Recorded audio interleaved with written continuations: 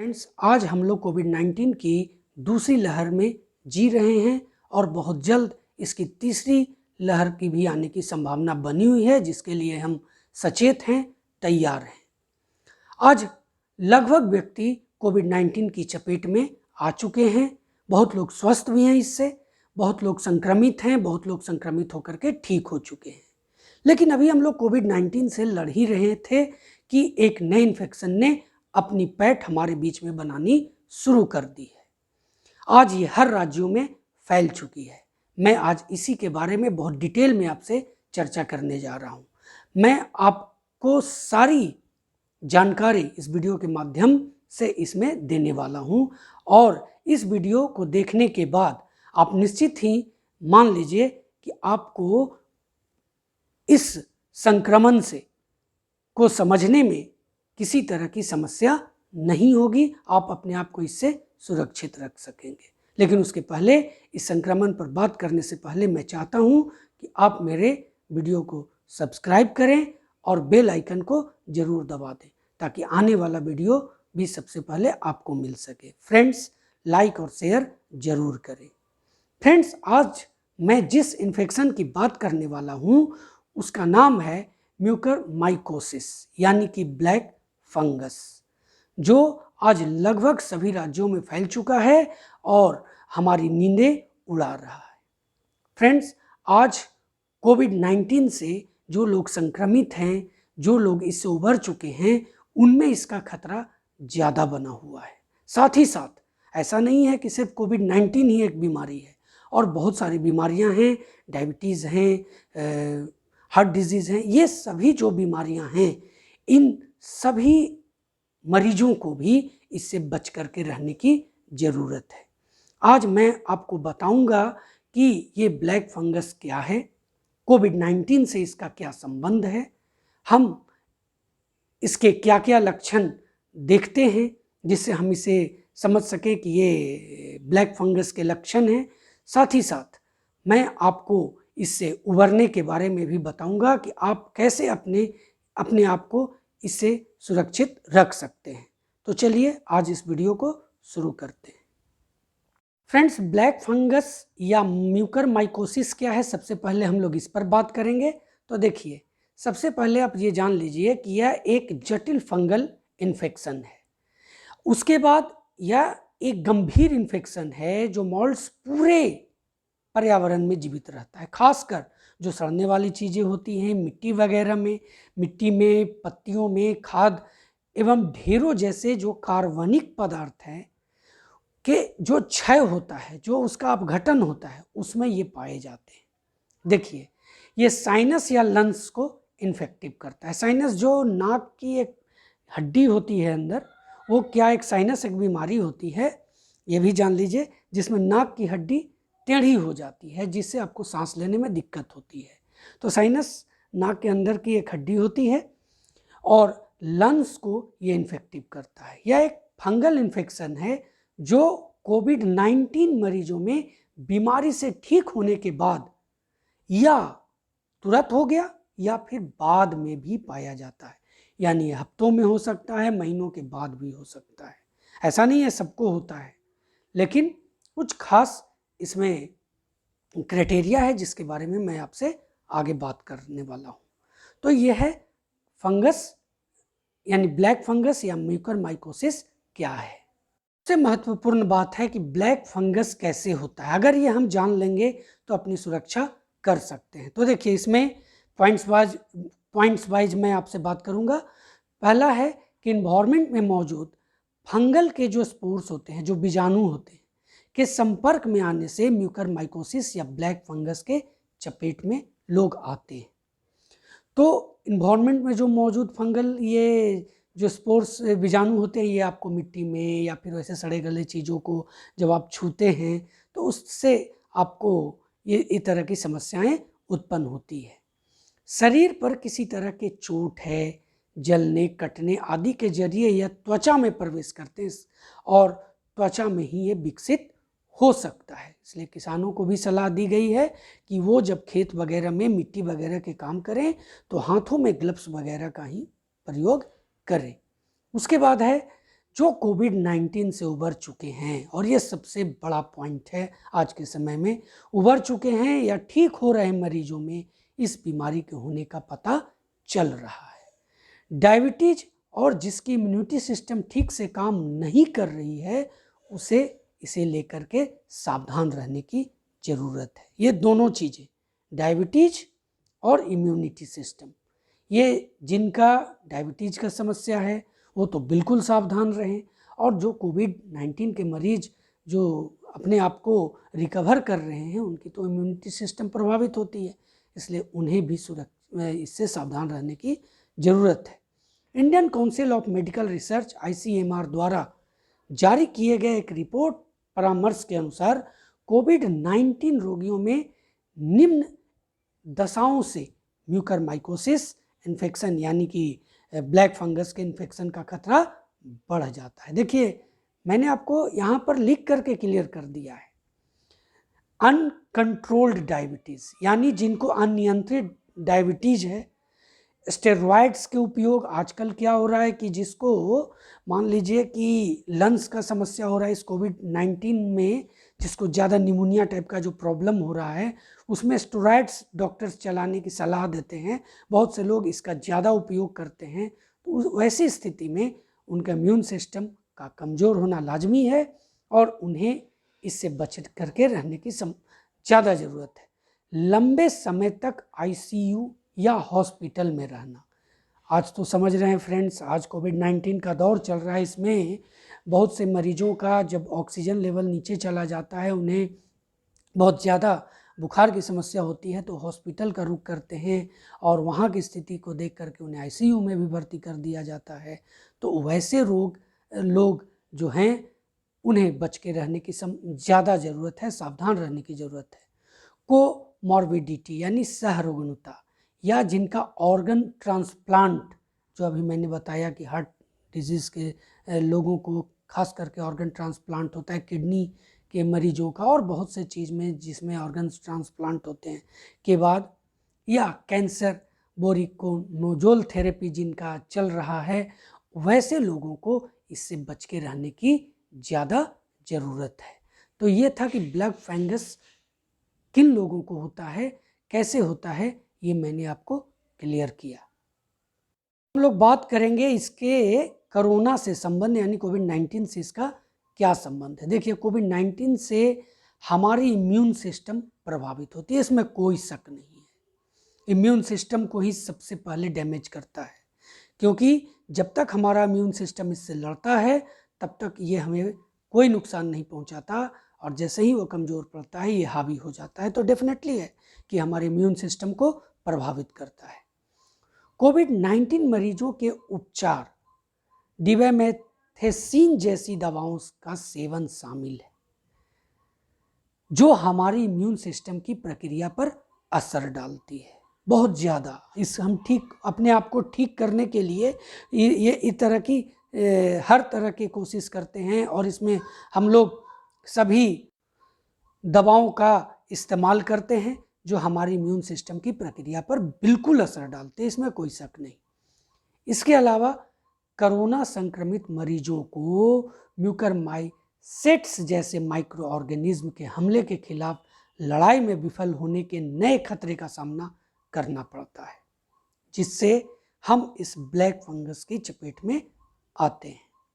उसके बाद है कि ICU, अभी मैंने बताया कि कोविड-19 के मरीज जब हॉस्पिटल जाते हैं तो उनकी स्थिति खराब होने के बाद उन्हें ICU में भर्ती कराया जाता है, या कोई भी तरह के मरीज जो हैं जिन्हें ICU में भर्ती, ज़रूरी नहीं कि कोविड-19 में, ICU में क्या होता है, ह्यूमिडिफायर का उपयोग किया जाता है, जहां ऑक्सीजन थेरेपी ले रहे जो कोविड-19 मरीजों को नमी के संपर्क में आने के कारण ये फंगल इन्फेक्शन का खतरा होता है। लेकिन इसका मतलब ये नहीं कि हर कोविड मरीज म्यूकरमाइकोसिस से इन्फेक्टेड हो जाएगा, यानी ब्लैक फंगस उसको अपनी चपेट में ले ही लेगा, ऐसी बात नहीं है। हाँ, जिन्हें डायबिटीज़ नहीं है उन्हें यह बीमारी होना असामान्य है, लेकिन तुरंत इलाज नहीं किया जाए तो यह घातक हो सकता है। ठीक होने की संभावना बीमारी के जल्दी पता चलने और उपचार पर निर्भर करता है। तो फ्रेंड्स, आप देख रहे हैं कि हमें इससे कितने सावधान रहने की जरूरत है। महत्वपूर्ण बात है कि सामान्य लक्षण क्या है, बहुत जानना जरूरी है, क्योंकि अगर ये हम नहीं जानेंगे तो इसके बारे में कुछ समझ नहीं पा सकते हैं। तो स्क्रीन में आप देख रहे होंगे, यहाँ पर क्या है, आंख एवं नाक में दर्द होता है, मैंने आपको बताया साइनस के बारे में। और सबसे ज़्यादा ये अटैक कहाँ कर रहा है फ्रेंड्स, ये हमारी आंखों पर कर रहा है। तो आंख के चारों ओर क्या होती है, एक लालिमा रेड कलर की हो जाती है। नाक बंद हो जाता है, यानी जो साइनस है, आपकी नाक की हड्डी जब टेढ़ी हो जाएगी, सांस लेने में दिक्कत होगा तो डेफिनेटली नाक बंद होगा। नाक से काला या तरल द्रव्य निकलता है। जो जबड़ा है, ये जबड़े की हड्डी में दर्द होता है।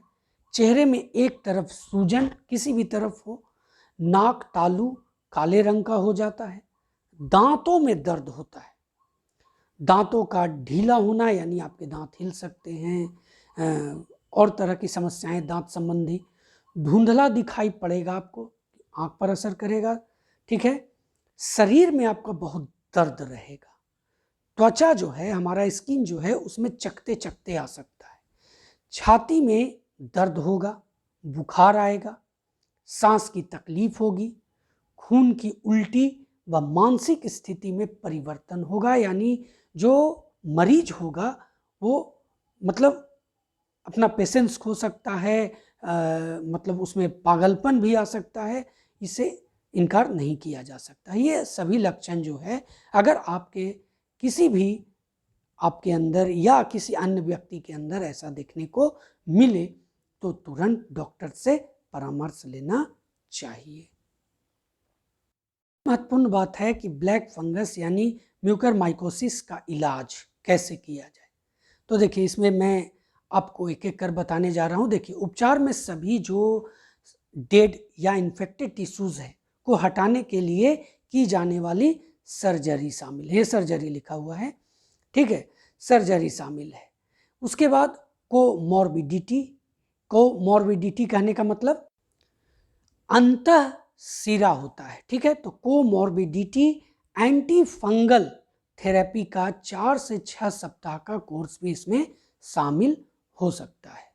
यह शरीर के विभिन्न हिस्सों को प्रभावित करता है, इसलिए ट्रीटमेंट कराने के लिए एक टीम होना चाहिए डॉक्टरों का, जिसमें आपको माइक्रोबायोलॉजिस्ट हैं, इंटरनल मेडिसिन स्पेशलिस्ट हैं, न्यूरोलॉजिस्ट हैं, ईएनटी स्पेशलिस्ट है, ओप्थेल्मोलॉजिस्ट हैं, डेंटिस्ट हैं, सर्जन हैं। इन सब का एक टीम होना बहुत ज़रूरी है।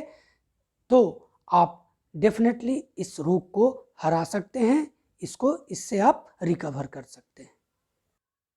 अब हम लोग ब्लैक फंगस यानी म्यूकरमाइकोसिस से बचाव के उपाय करेंगे, जो बहुत ही महत्वपूर्ण है। इसमें सबसे पहला पॉइंट है कि डायबिटीज को कंट्रोल करना। आईसीएमआर द्वारा सुझाए गए सबसे महत्वपूर्ण तरीकों में से ये एक है कि जो भी व्यक्ति डायबिटीज से पीड़ित हैं, उन्हें अपने डायबिटीज को कंट्रोल में रखना होगा। डायबिटीज से पीड़ित कोविड-19 के रोगियों को अत्यधिक सावधानी बरतने की जरूरत है। अपने आप दवा न लेना, स्टेरॉयड की अधिक खुराक लेना घातक हो सकता है, इसलिए डॉक्टर्स की सलाह का सख्ती से पालन किया जाना चाहिए। नीति आयोग के सदस्य डॉक्टर बीके पॉल ने स्टेरॉयड के अनुचित उपयोग के प्रतिकूल प्रभावों के बारे में बताया है। उन्होंने कहा है कि इसे कभी भी हमें, जब कोई व्यक्ति जो कोविड-19 से पीड़ित हो जाता है, संक्रमित हो जाता है, उन्हें शुरुआत में स्टेरॉयड नहीं लेना चाहिए। कम से कम 6 दिन बीत जाए, उसके बाद आप ये स्टेरॉयड ले सकते हैं और इसका उचित खुराक लीजिए। डॉक्टर्स के सलाह का हमेशा सावधानी से आपको पालन करना होगा। स्टेरॉयड के अलावा बहुत से और दवाएं हैं, जैसे टोसिलीजुमाब है, इटोलीजुमाब है। ये जैसे कोविड-19 दवाओं का उपयोग भी क्या करता है, तो हमारे इम्यून सिस्टम को कमज़ोर करता है। और जब इन दवाओं का उचित उपयोग नहीं किया जाता है तो जोखिम बढ़ जाता है और हमारी इम्यून सिस्टम क्या हो जाता है, फंगल संक्रमण यानी फंगस से इन्फेक्टेड हो जाता है और क्योंकि वो इससे लड़ने में असफल होता है।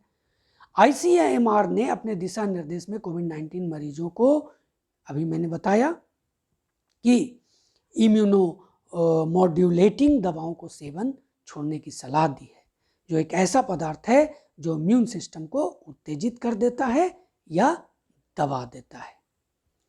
अब है कि उचित स्वच्छता बनाए रखने से भी फंगल इन्फेक्शन को दूर रखने में मदद मिल सकती है। फ्रेंड्स, ये तो हर कोई जानता है कि अगर आप अपने अंदर हाइजीन रहिएगा तो डेफिनेटली आप सभी तरह के इन्फेक्शन से बच सकते हैं। स्वच्छता बहुत ज़रूरी है, तो हाइजीनिक सिस्टम को आपको हमेशा कंप्लीट रखना पड़ेगा।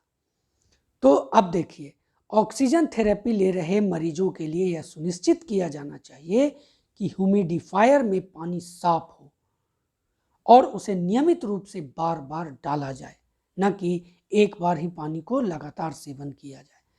पानी का रिसाव तो बिल्कुल ना हो, कहीं से भी ये लीक ना कर रहा हो, क्योंकि ऐसा होने से क्या होगा, सतह गीली हो जाएगी और जहाँ गीला होगा वहाँ फंगस ब्रीडिंग बहुत तेज गति से फैलते हैं।